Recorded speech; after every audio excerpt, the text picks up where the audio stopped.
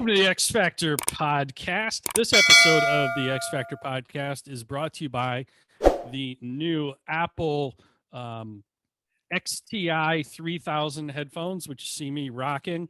They also double as sunglasses. And yeah, they're paying us to say this. So, yep, head on over to JonRennie.com and click on the icon that says Apple XTI 3000 sunglasses and enter the promo code bullshit and you get 100% off. So yeah, there's that. 100%. You know what that is, JR? What? A number. Oh, it is a number. And why is that important? You know what the Apple XTI 3000 is? 3000 is a number. Yeah. Why is that important? Because we're covering numbers today. X Factor numbers. But before we cover numbers, yes, we need to remind everyone this podcast really is brought to you by Bottom Gun Coffee, which is a coffee company by submariners. And no one knows coffee, allegedly, better than submariners. True. Best coffee experts in the world, I would say. Okay. So we'll take his word for it, whether that's accurate or not. Head on over to bottomguncoffee.com and pick yourself up either the pecan, or is it pecan? Pecan. If you're in the South, it's pecan in North Carolina, isn't it, John? I think so. My favorite is Ahab's Revenge. So head on over there, get yourself some coffee. That's what we drink, and we love it. I mean, proof that it makes you smarter and better looking. Since we started this partnership with them, Parker's been drinking Bottom Gun coffee, and now he's starting to get some of my 80s and 90s movie quotes and pop culture references. I've noticed. Yeah. Slowly. But you have to keep consistently getting the coffee in your system every day. He puts the slow and slowly, folks. Yeah. So John, I would say that that Bottom Gun coffee is the number one coffee for me. Speaking about numbers. Number one. Speaking about numbers. Okay. So since we're speaking about numbers, today's episode is X Factor numbers. Yes. Which might sound a little peculiar because we usually do I don't know, concepts, I guess you could say, John. Yeah, concepts, people, brands, people, places, things, brands. Yeah.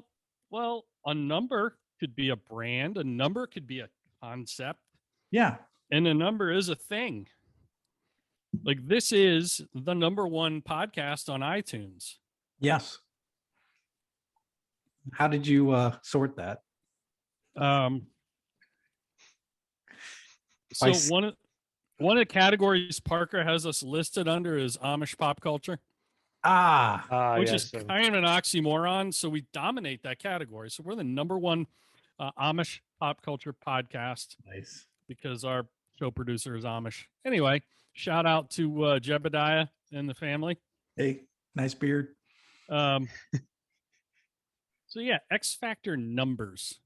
This may seem like a slight departure from traditional subject matter, but I think once we start to unpack what we chose and why, it will become abundantly clear. Yes. So I think we decided I would go first, didn't we? Yes, absolutely. We decided that in the pre-show meeting. So my X Factor number is 22828.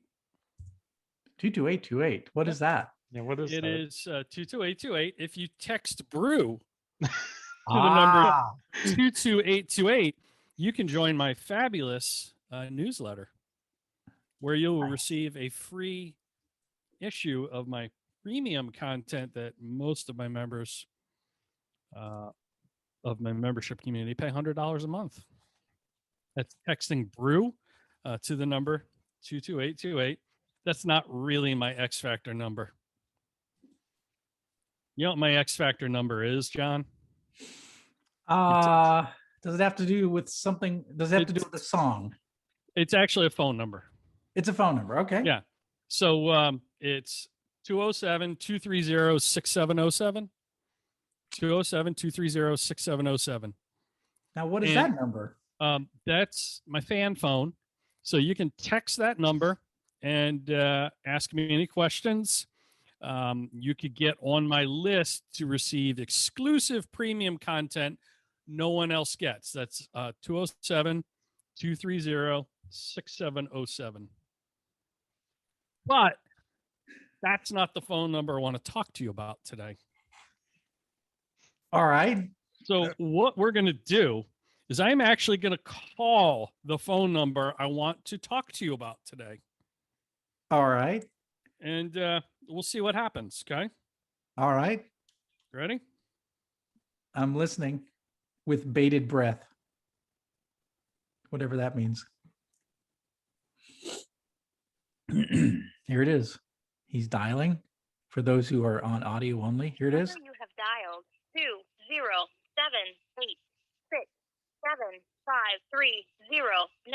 has been disconnected or is no longer in service. If you feel you have reached this recording in error, please check the number and try your call again. Now, I put in the number and my phone put in the area code, but all I did was put in 867-5309. Now, if you are a member of the younger persuasion and that number doesn't jump out at you, or maybe you're almost as ancient as John and I, yes, and you're thinking, that sounds kind of familiar, I'm not sure why. Here, let me help you. Yes. 8675309. 8675309. Yeah. Who are we calling when we call 8675309, John? We're calling Jenny. Allegedly, right? Yes. Yes, Jenny. So I think that phone number is the most X Factor number on the planet. 1982, the band Tommy Two-Tone had a one-hit wonder. Yes. By that name, that very name. 867. That was the name of the song. That number was the name of the song. Jenny, 8675309. And I mean, we can talk about kind of the story behind the song. You know, it was Tommy Heath and Jim Keller were the two guys in Tommy Two-Tone. They're a band out of San Francisco, and they were a one-hit wonder. That was the only mark they really left, not just on music world, but on kind of American society in general. You know, the funny thing was they were sitting with a songwriter, a guy named Alex Call, and they were just trying to create just a song that they didn't think was going to go anywhere. They never expected it to see the light of day. They're just having a little fun with, you know, hey, why don't we do a song about a number we see on a bathroom wall? And that's what came of it. And it just took on a life of its own. And decades later, people not only are still singing that song, not only do you still hear it on the radio, people are still calling that phone number wherever they live. Jeez. How about that? Yeah, fun fact, in 2018, Spotify, at the end of the year, they summarize all the music that you listen to. In 2018, Tommy Two-Tone was my #1 artist for 2018. Apparently, I listened to this song way too much. So I am stuck in the 80s, apparently. All I know is if you know Jon Rennie, you know that every day is Throwback Thursday for Jon Rennie. So there is a lot of truth the, to that. The proof is in the pudding right there. So I just I find this to be an X Factor number for a couple of reasons. And one is the fact that, well, let's just talk about the good that came of it, okay? So in 2004, this is like 20 only 2 years after the song came out, a New Jersey disc jockey by the name of Spencer Potter was getting a new phone number for his home. I guess he had just moved. And he requested 867-5309. And he got it. And what's the old saying? Be careful what you wish for. Yes. You just might get it. He was living in Weehawken, New Jersey, working as a DJ for like weddings and parties. He needed a phone number for his business. So just on a whim, he's like, yeah, what if I just threw that out there? And it makes sense. He's a DJ, you know? And he got it. So that's when his phone started ringing off the hook. 30 calls a day.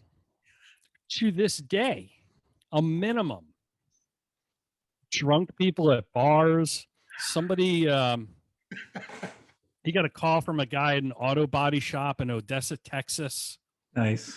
A call from Alyssa, age 15, and her mother, Janice, who I guess heard the song on the radio and called like as they were on their way home in the car from cheerleading practice. Nice. In Morris County, New Jersey. And just bored people who wanted to call that. But, you know, the guy did it on a whim, but I actually think it was brilliant. Because you think about like his voicemail, so I'm confident he stopped actually answering that line. Yeah. Probably the second week he had that number, you know. The novelty wore off for him for sure. But think about how many brand impressions his DJ business gets all over the country at a minimum.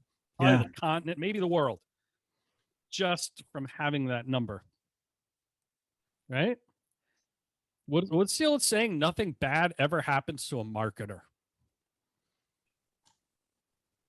So, like, you have that phone number. Why not put it to good use? He voluntarily went and got that number. There were other people in the 80s when that song came out. I remember. Who had that phone number in whatever area code they lived in. Yep. And they were losing their minds. Yes. Over the fact that their phone is just ringing off the hook. Yeah. And, you know, the 80s, this is before, the early 80s is probably before the answering machines with the tapes, the little micro cassettes, you know? Yeah. Yeah. But hey, why not just use it as an information line for your business? You know, you're going to get thousands of phone calls. Yeah. Instead of requesting a different number, keep that number. Keep that number and just have it to promote your business. Get a different personal number, but my God, that's gold. It's real estate gold, isn't it? Yeah. I would say, Jenny, don't change that number. Yeah, I want to make you mine. So think about how creepy that song is, though. It really is bad. Yeah, the guy basically is sitting on the can, probably at a bar or, you know, hell, who knows? It could be a train station, a bus stop restroom. And he sees her number on the wall, and it says for a good time call. Yeah. And I mean, he basically falls in love with a complete stranger. He thinks it's Jenny, who has the phone number. I mean, it could be a 400-pound man who disguises his voice as like, for all that guy knows in the song, he might be getting catfished. He might have been catfished before catfishing was a thing. Like before it was a thing with the internet. It's just a creepy song, but a brilliant, brilliant concept is to use that real estate, you know? Can you think of another song, Coach Brew, that has a number in it, like a phone number in it? I can't think of a single one. I can't. And that's part two to this. Okay. Yeah, I can't. Before we go there, here's the best part. I think that people have wised up and they're selling that phone number in whatever area code they live in. Like 20 states just eliminated it back in the 80s. They just took it out of circulation, so to speak, because it was, quote, a nuisance. It's actually a gold mine they thought was a nuisance. Right. But somebody sold that number in their given area code for $2,000 on eBay. Oh my gosh. Probably worth a hell of a lot more than that. If you think about the number of brand impressions you get on phone number, right? Brilliant. So that's kind of part one. And part two is, well, hang on. Along with part one, there are a couple of, I just think this is funny because it involves melting snowflakes. In 1999, Brown University had the prefix 867 assigned to like their campus phone system, and someone got assigned 867-5309, and they got a ton of prank calls, and kids, the kids were complaining that this is the worst number, this is the worst phone number to have in the world. Said Nina and Jana, I think, were the two students who had that number, roommates. They said they received an average of 5 stupid messages every day, in addition to a slew of hangups. And, quote, it's as if someone really expected Jenny to answer the phone. So anyway, I just thought that was hilarious. Like, what do you expect? Yeah. Of course you're going to get a ton of calls, you dunce. Anyway, so that's part one. Part two is there is a song that has a phone number in it. The title of the song is just the area code. Okay. All right. But the song has a full phone number in it. And I don't know if this is the one Parker was going to say, but it's by a country artist, which is the only reason I know about it, because that's, my favorite genre, or as the kids like Parker would say, genre. It's a song, genre. Oh, yeah. That's my favorite genre of music. Genre? Yeah, genre. Oh. You don't call it genre? Okay. No. Many of your peers, your contemporaries, I'm confident do. So there is a song called 865 by Morgan Wallen. Now, Morgan Wallen is the sleeveless flannel shirt wearing, a mullet-headed country singer who was caught saying the N-word on his neighbor's Ring video doorbell camera at 2 a.m. in Nashville. Pretty famous guy, one of the top country artists currently, and basically cancel culture came after him. Never mind the fact that you can't say that word, but he was saying it to one of his white friends. And anyway, he got canceled right as his enormous 30-track double album was sitting at number 1 on the Billboard charts. Oh, wow. All genres, number 1 on the Billboard charts. And it stayed number 1 even after he got canceled. And like his music actually sold even more after he was canceled, which is proof there's no bad publicity, no such thing. Anyway, one of the lesser known songs is 865. And it's a song about a phone number of a girl, 865-409-1021. And 865 is the area code in eastern Tennessee, which houses the town in which he grew up.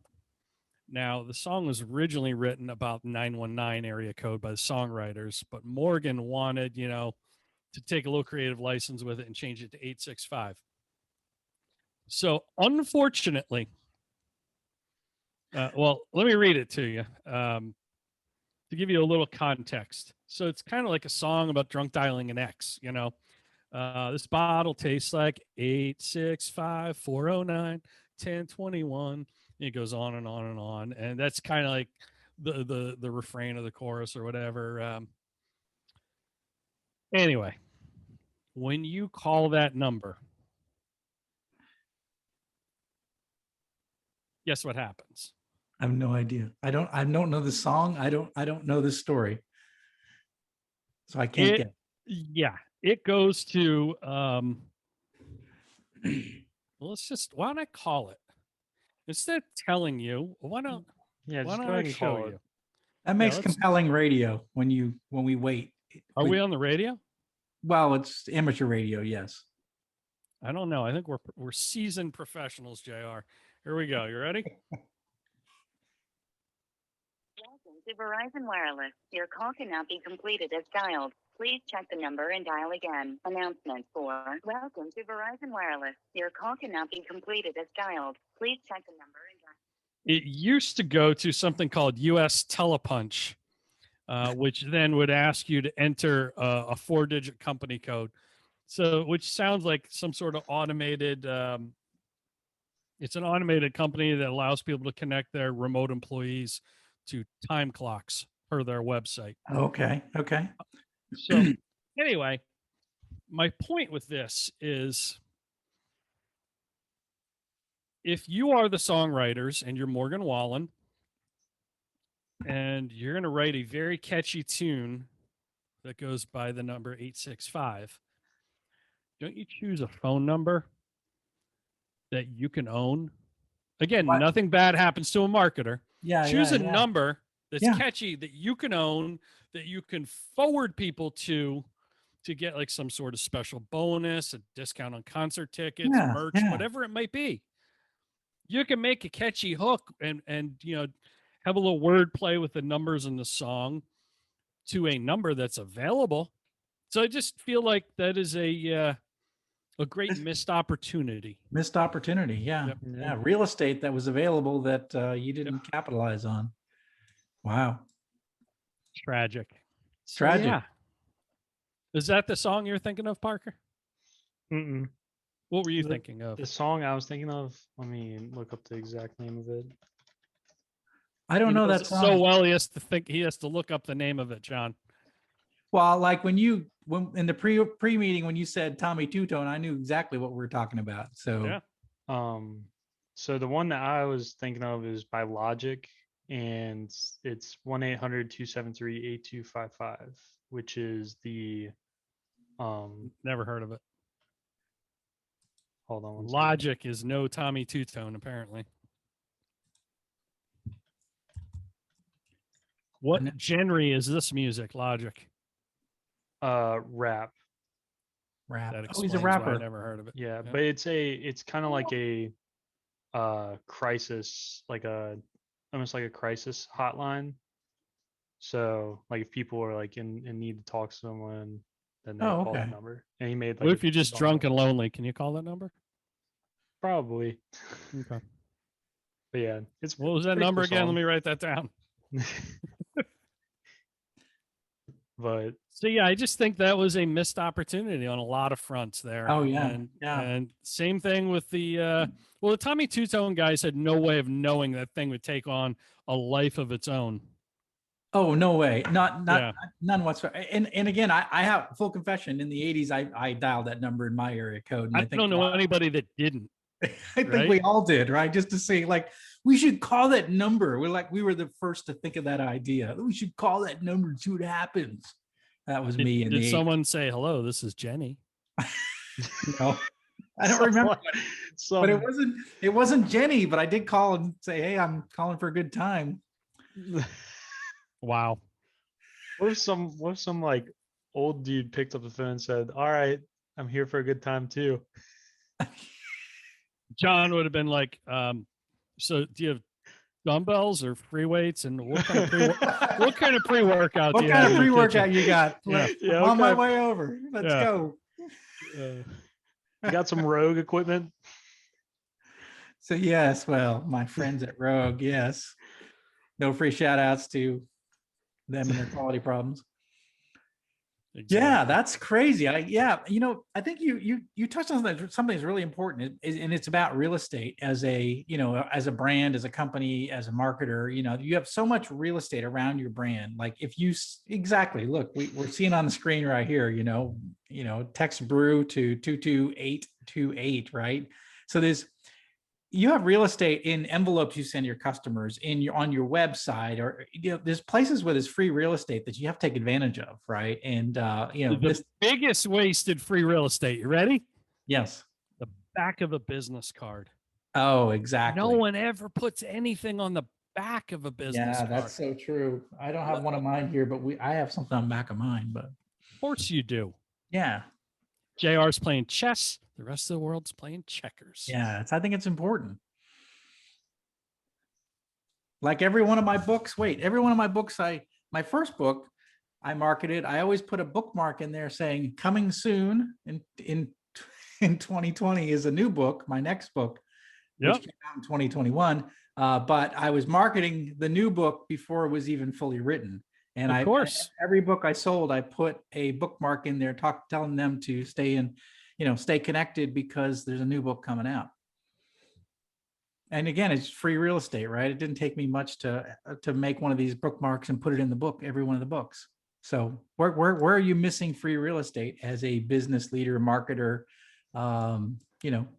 What can you be doing differently to take advantage of free real estate? And can you make it have a catchy hook like 8675309, something that just like transcends whatever industry you're in and just enters the realm of, top of mind awareness and pop culture, just for shits and grins. And on July 3rd, 2014, at the time, Joe Madden was the manager of the Tampa Bay Rays.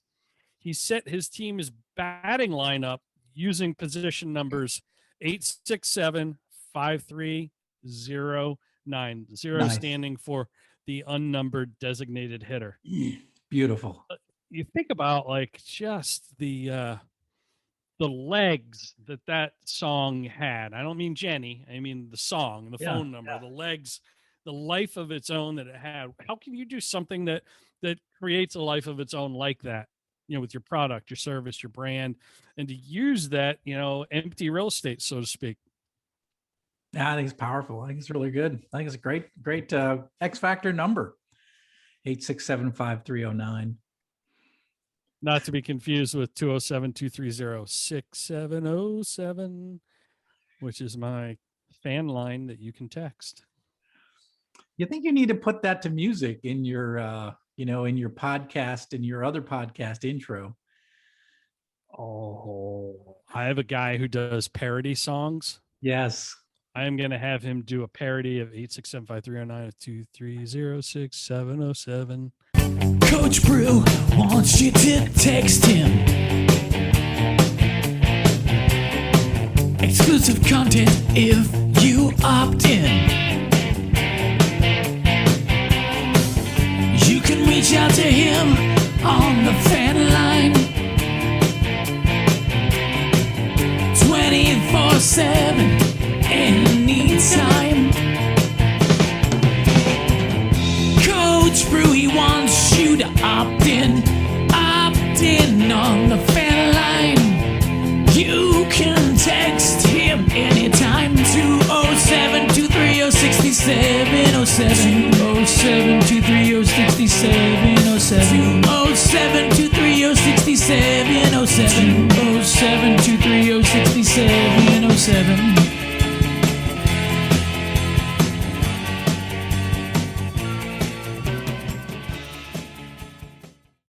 Yeah, that's going on the podcast, John. Thank you. That's it. It's free real estate. Parody. I'm just writing that down. Awesome. I love it. An X Factor number. Tommy Two-Tone. So what's your X Factor number over there, Brainiac? I'm afraid to share mine. This is how well I know my co-host. I could. And again, I want to remind everyone, we don't talk about this. We just show up with our own thing. I know. X Factor brand, X Factor food, X Factor number, X Factor leader, whatever it is. Yeah. We don't prep and say, I'm doing this. What are you doing? Why don't you do this? I'll do that. We just show up. Yeah. And I guarantee you, I know what his X Factor number is because, well, he's a naval engineer. And I don't mean that he constructs and designs belly buttons either, because that would be creepy. Oh, yeah, that'd be creepy. Yeah. Yeah. Well, I mean, you chose a number. naval. You chose a number that's been with us since the 80s, right? Yep. I chose a number that's been with us a lot longer than that. I went to one that's been with us since about, I don't know, about 200 BC when we first understood it. Oh boy.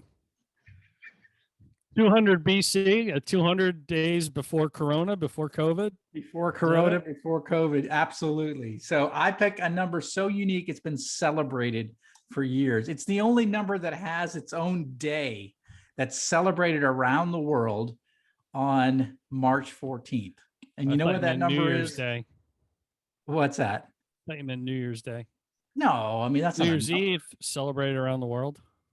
Yeah, this is celebrated on March 14th every year. Oh, St. Patrick's Day. I got you. No, not that. It's Pie What Day. you talking about, Willis? It's Pie Day. Pie. Do you know what pie is? I do. It's like cake, but a little different. Yeah. My father would say pie are round, not square. So, yeah, Pi times the radius squared. What? Yeah. Yeah. So pi is this kind of crazy number that we've been known about our whole lives, right? It's this this little symbol that we've seen. It's a, but it is actually kind of an interesting number, and it was discovered years ago because it's actually the ratio between a circle's circumference and its diameter. So if you take a circle that is 1 inch, in a diameter, and you roll it out and you measure the length that it rolls, of the circumference, it'll be 3.1415926535897932384, and so on. It is a number that's called an irrational number, not an irrational customer, an irrational number. And an irrational number is that it can't be described by a common fraction. So like the ratio of two integers. So it is a irrational number, and pi's been calculated to over 50 trillion digits beyond the decimal point. And there's like a website that yeah, calculates it all out for you, right? I've never understood how that works. It's all ball bearings, Parker. It's all ball bearings. Oh man, Mr. Mom reference. That is way out there. It's not Mr. Mom. Oh my God. No, wait, I'm thinking about, it's 220, 221, whatever it takes. That's the sorry, all ball bearings is fail.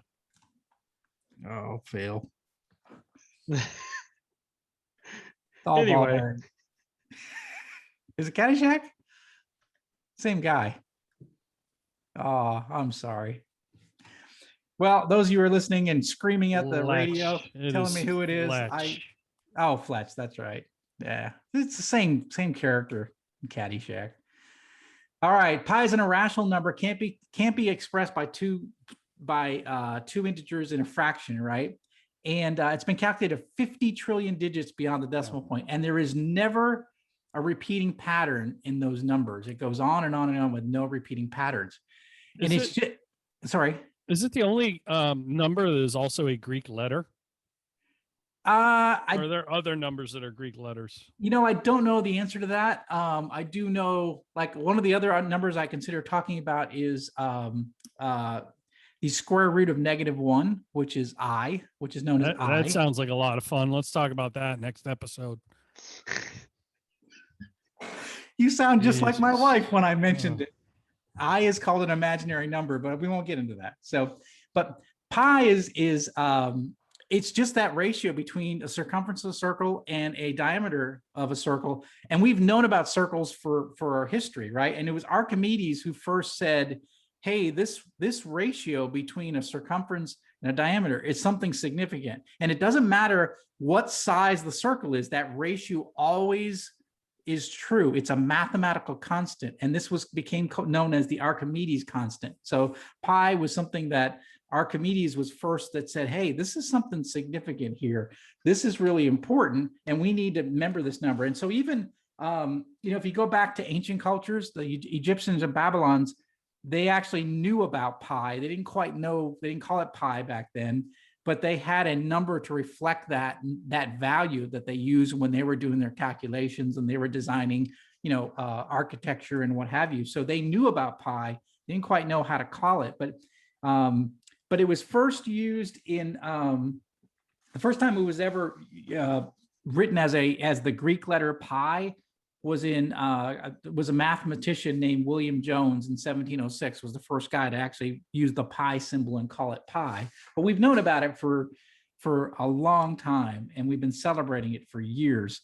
And it's a mathematical constant. It's just this relationship between a circumference and a diameter, and it's an important mathematical term. And I don't think of any other number that's quite like that is a mathematical constant that everybody knows, right? Almost everybody on the planet knows what pi is, right? And of course we have Pi Day, and we're celebrating that nowadays. I don't remember celebrating Pi Day when I was a kid, but no. But yeah, I think pi is kind of an interesting number, if you will. Now here's something that is close to my heart. Now, that I'm an engineer, and I went to engineering school. And as some of you may know, I went to Worcester Polytech, WPI, located in Worcester, Massachusetts, which is an all engineering school. You guys don't call it W Pi? We do, actually. So there Okay. you can buy ball caps with just a W and the pi symbol as the abbreviations for our school. Yes, we are all engineering school. It's a 5-to-1 ratio, men to women, and we were. That place sounds like a blast. We're kind of dorks. We were engineers. So we were the fighting engineers. That was our what do you call it? Our name of our sports teams. We were the fighting engineers of WPI. Yeah, that instills a lot of fear in our competitors. And this is the sad part. Our fight song, the WPI fight song, actually has pi in it, and not the good pi, the mathematical pi. And I will read to you the WPI fight song, and I want you to really, truly appreciate this for And what. then I want to read something to you. Okay, so this is the fight song to WPI, the school that is my alma mater that I went to school. I studied engineering here. So this is our fight song. This is what gets us riled up to go after our competitors in football and hockey and baseball. You want me to do like a little fight song music and kind of march No, when you do this? no, it actually is not put to music because most engineers. Yeah, I watched that on TV, and that's not our school. So this is our fight song. This WPI fight song. E to the x dy dx, e to the x dx, cosine secant tangent sine 3.14159, e to the I radical pi, fightem WPI. Now you tell me that doesn't inspire confidence and. Absolutely. That's the, what, that is better than Tex Enter the Sandman when they walk out onto the field. That just, yeah, wow. I feel like I could bet your opponents, like Little Sisters of the Poor, right, were just shaking in their shoes when they heard that. Oh yeah, and they saw you guys roll up into the stadium. Oh, I know, it's sad. It's part of my history, and I can't avoid it. But yeah, pi has been a part of my life for my whole life, and it is an important number. And I think it's X factor because it's so unique that it's been celebrated for thousands of years, even longer than Tommy Two Tone's Jenny's phone number. So hell, they even named a dessert after it. All right, favorite pie. What's your favorite flavor pie, JR? Oh, I'll tell you what, I like a French apple pie, and that's got on the top of it, it's got like the surrender before you eat it. You do. You need a white flag before you eat it. Yes, but it surrenders before you eat it. Yes, it's got brown sugar on top and cinnamon on top, and it's man, French apple pie. That's number one for me with hot apple pie with ice cream on top. How about you, Coach Brew? What about? Let's ask Parker.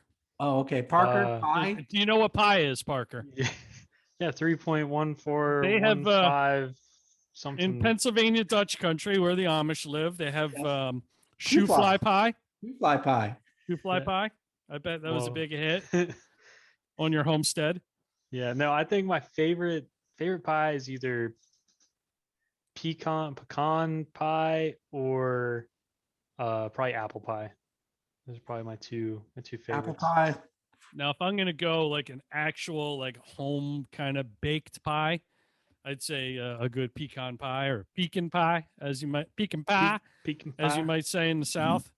Now, if I'm going like commercial, available anywhere kind of pie, I would have to say one of those little rectangular pies you get at McDonald's. Oh, They Oh, come in a little cardboard sleeve Yeah, Yeah. that yeah. are so freaking hot. It tastes like they were heated up in a nuclear reactor before magma. they hand them to you.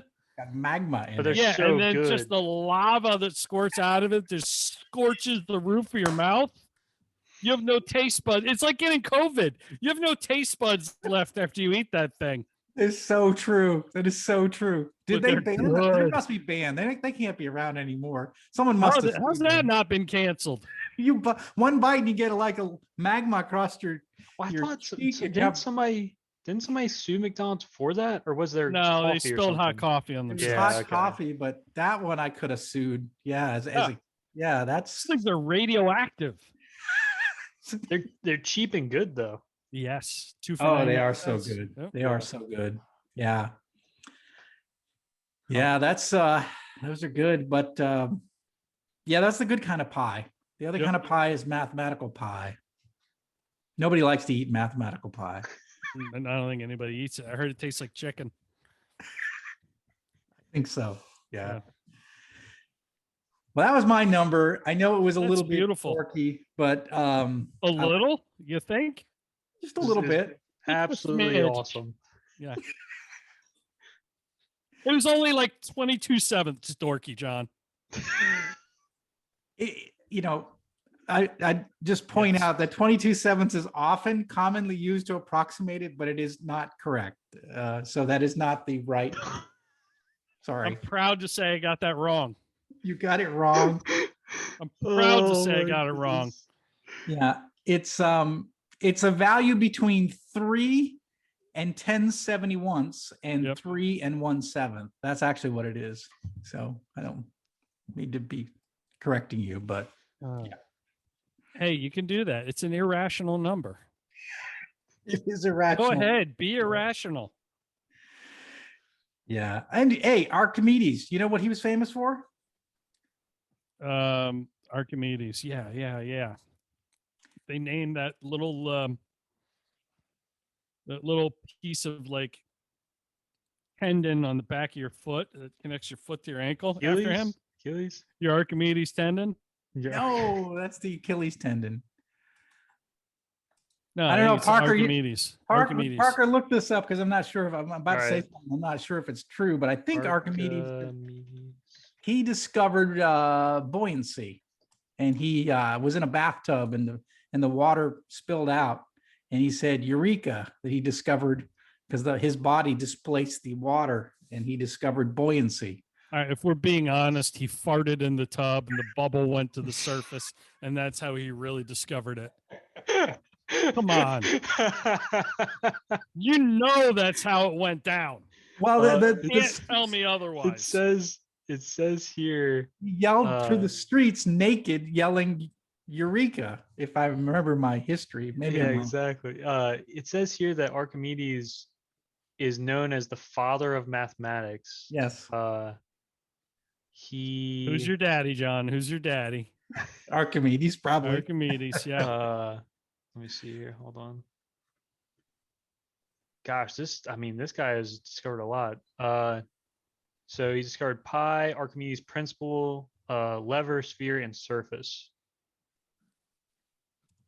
All right, I have to look it up. I might be wrong. I'm trying to find it.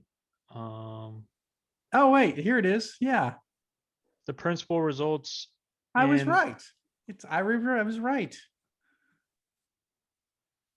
Wait, which one The, is the it? explanation eureka is attributed to ancient Greek scholar Oh, Archimedes. boy. He reportedly proclaimed eureka, eureka after he stepped in a bath and noticed the water level rose, whereupon he suddenly understood that the volume of water displaced must be equal to the volume of the part of the body which had submerged.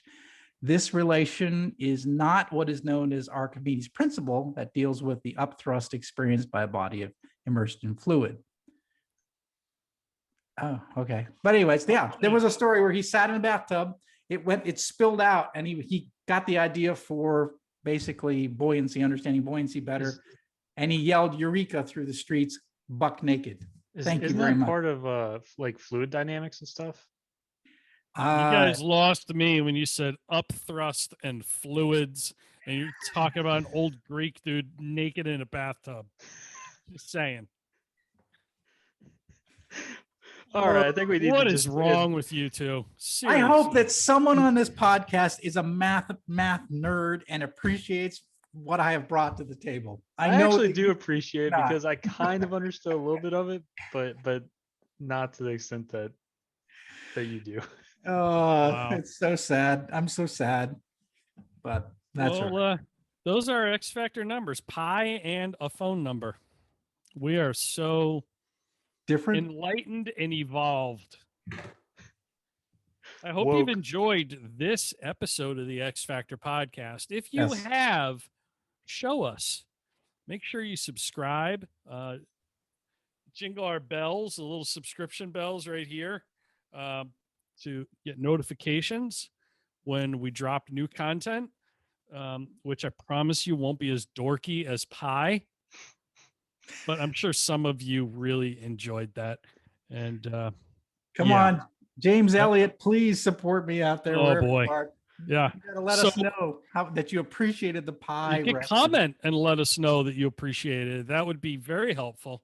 If you would like to leave us a voicemail, either singing a song About or, pie? or singing a Tommy Two-Tone song, or letting us know how you feel about pi being an X Factor number, feel free to go ahead and do that. You go to the xfactorpodcast.com, and that'll take you to our podcast page where you can record a voicemail. We might even play it on the next episode, which, if I'm not mistaken, is Yes. going to be X Wednesday. Factor Heroes. Superheroes? No, just human heroes. Human hero, real heroes. Yeah, like you. You're a 6-foot hero, John.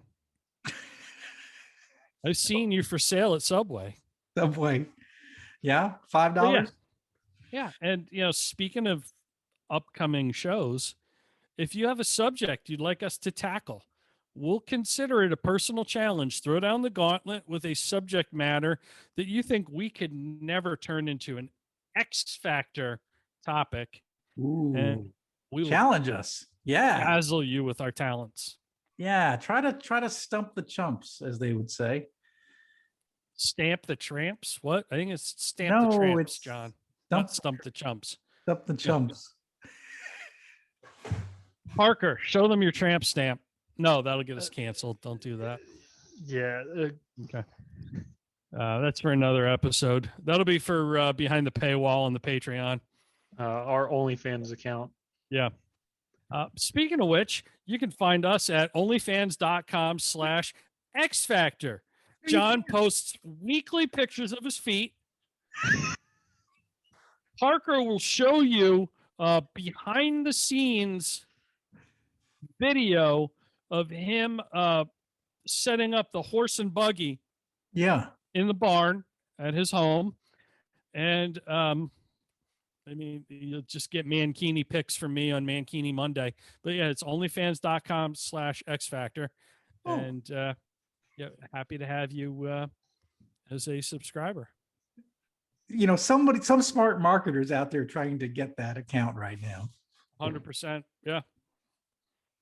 You didn't know I was taking pictures of your feet and posting them as you, did you? No, I had no idea. So you definitely don't want to go to JonRenniesFeet.com, whatever you do. I swear, I know you, and I know you booked it, right? But you probably got that URL right when we were talking. So This has been the X Factor podcast, and we'll catch you in the next episode. Comment, subscribe, rate, review, tell all your friends if you have friends. If you don't, go get friends so you can then go tell them. That's all I got for you. John, what do you got for him? Be different or be invisible. That's what it's all about. Boom.